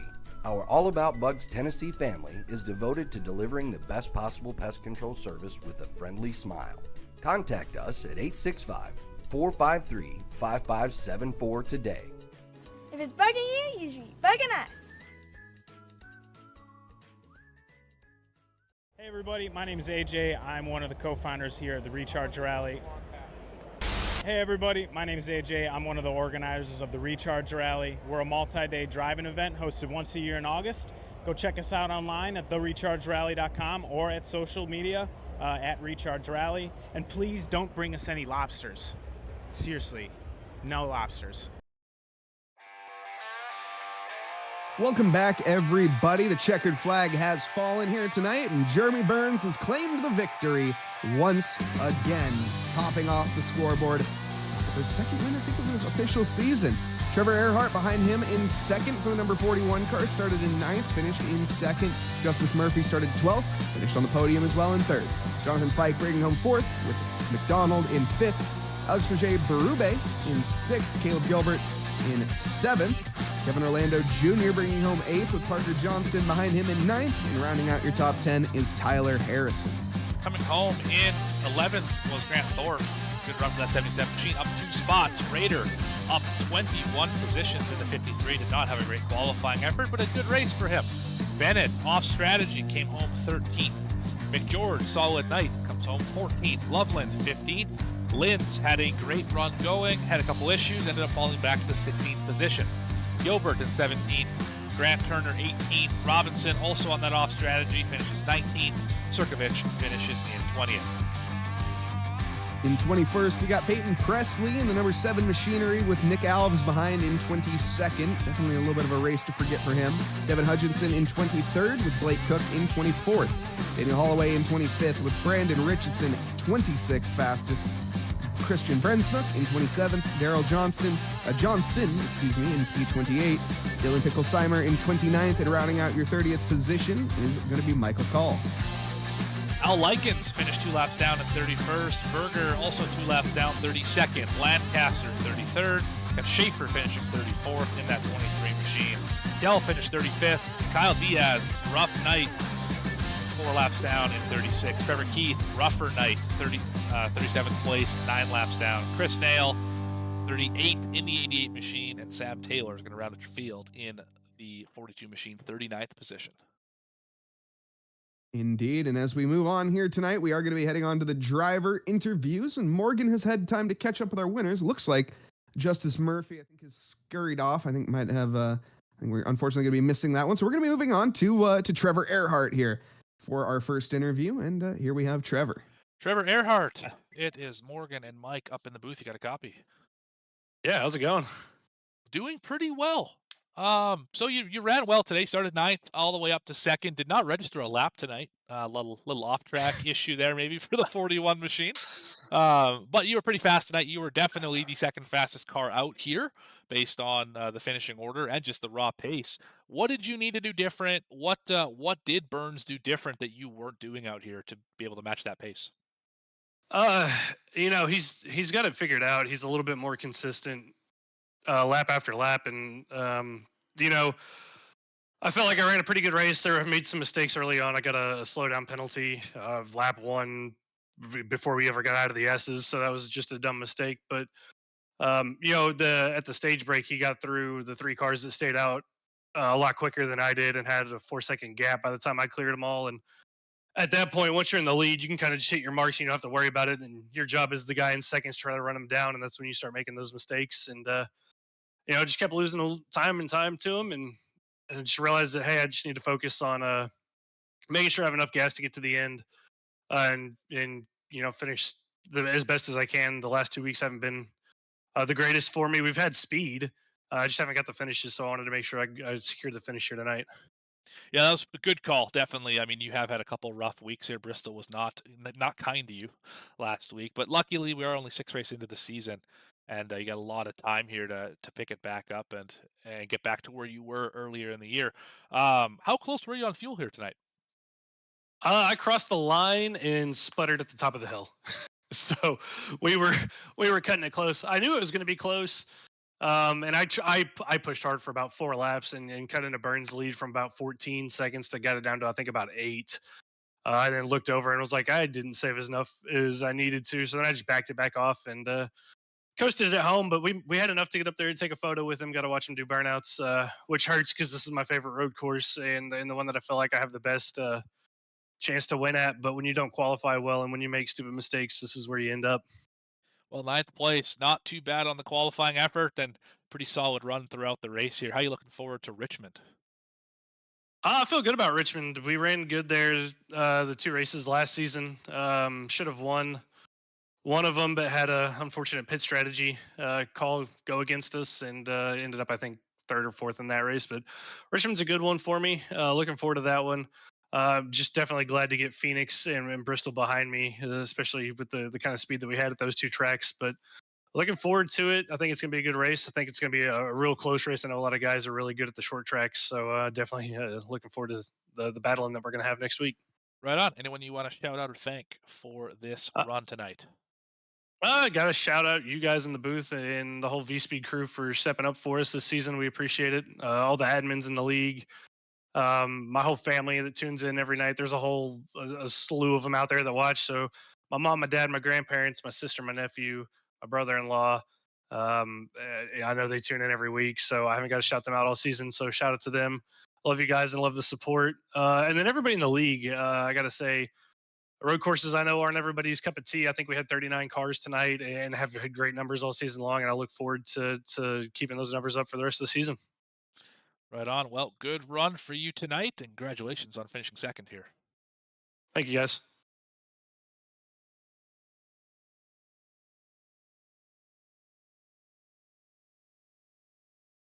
All right, Mike, it's time to talk to our winner. I might call him Dr. Left and Right because he put on a clinic here tonight. Jeremy Burns, you got a copy. Yes, sir. How's that for an intro? Ever been called a doctor before? I've never been called doctor, but I am going for my master's, so we'll see if that stands here later on. Right on, right on. Well, you sure showed him that you are a master of C.O.T.A. Really easy segue. Thank you for that. What were you able to do tonight that you were able to do so much better than everyone else? Why are you so good at C.O.T.A?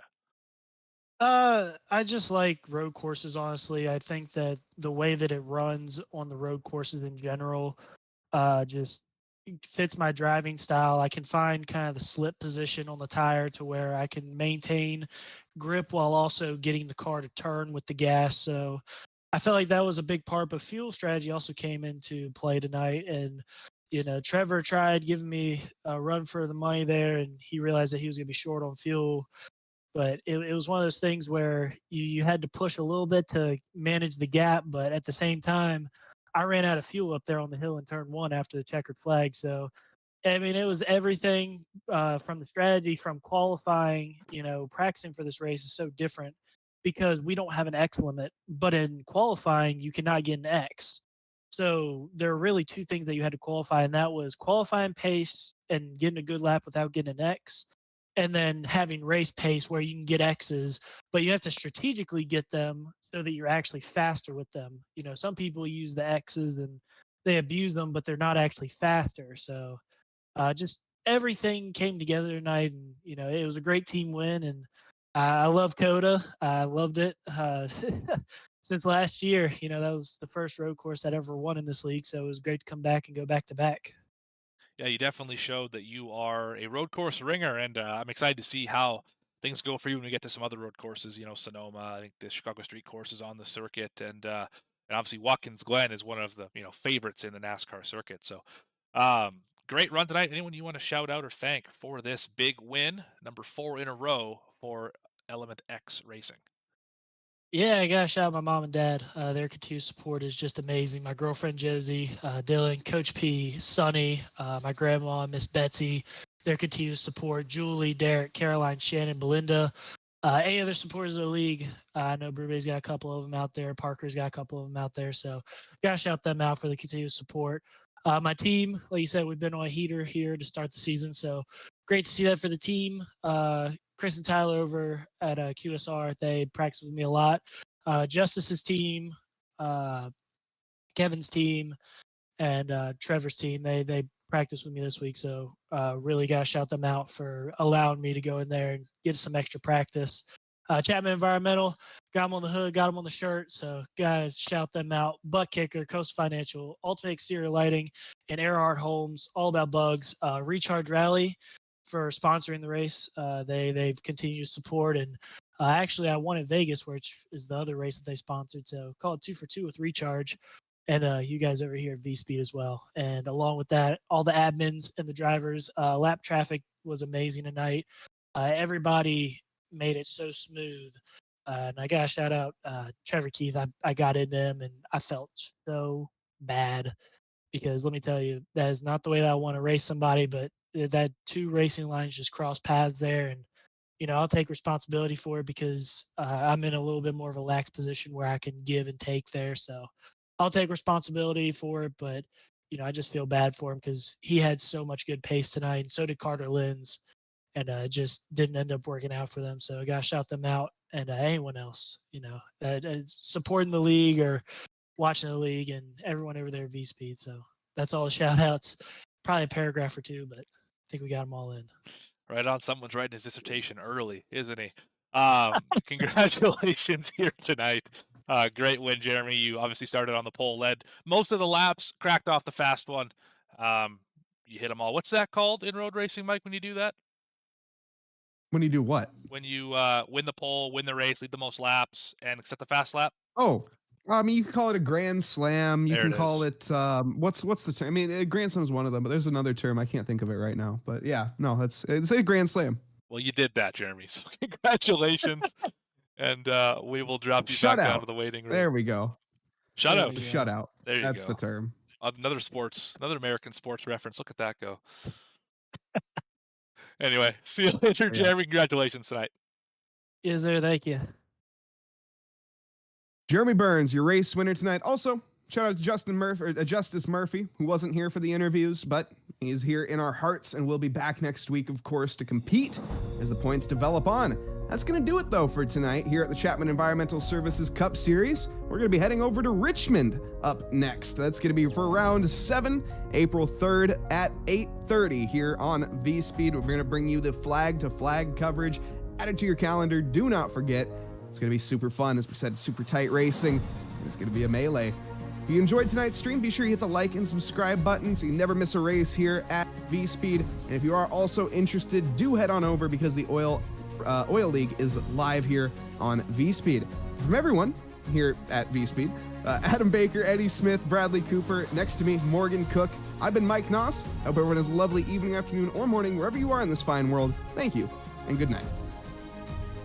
Hey everybody, my name is AJ. I'm one of the co-founders here at the Recharge Rally.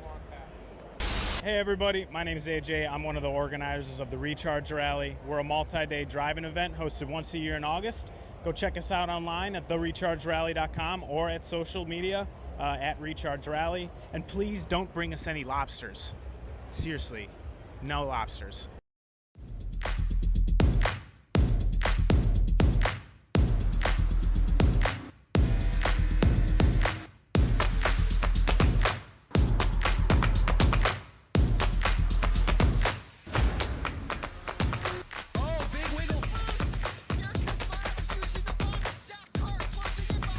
And here comes Milo. Big run out of 4. He's going to be there. Tristan Martin's there. Cannot count out to 37. Oh! No, gets burned! Cabot, where did he come from? Here comes Slack. Slack. A punch from the 33. It's a drag